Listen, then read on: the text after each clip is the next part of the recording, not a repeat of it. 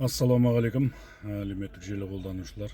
Бұл Түркістан облысы, Сарыағаш ауданы, Сарыағаш қаламызда бір көше бар енді. Енді бір бетке тұтар көшеміз ғой, үлкен көше, көпшілік жүретін жер.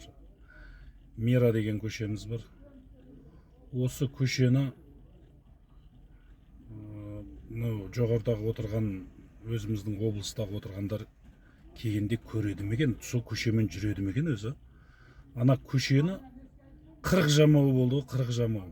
Жамаудың үстіне жамауды жамай берген, әзір о жамаулардың үстіне де жамау керек болып жатыр да. Соған бұл көшелерді жамай беріп, үйтіп ақша кетіргеннен гөрі басқа жерлерінде текіс жолдарын алып, қырып, бекерге оқыратпен соқырат қып тастады. Пойыз жолымыздың, көпірдің үстін енді теп-текіс жерді қырды да, турысы оқыратпен соқырат болды.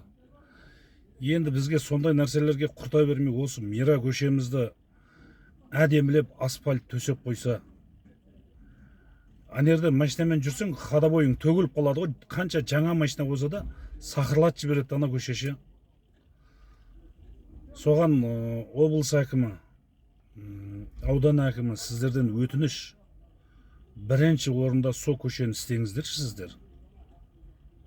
Қаншама әкім келіп кетіп жатыр, ауысып жатыр да, бірақ ол көше ешқандай жаңағыдай асфальт көрген жоқ, тек қана жамайды. Бүгін жамайды, бір аптадан кейін жаңбыр жауса қайтып, сол жамаудың үсті қайтып тесіледі ғой. Масқара болып кетті. Ана көшеден өтетін болсаң, машинаң сақылдатып баратыла, кузовтарың дірілдеп кетеді ғой. Халыққа жандарыңыз ашсын да.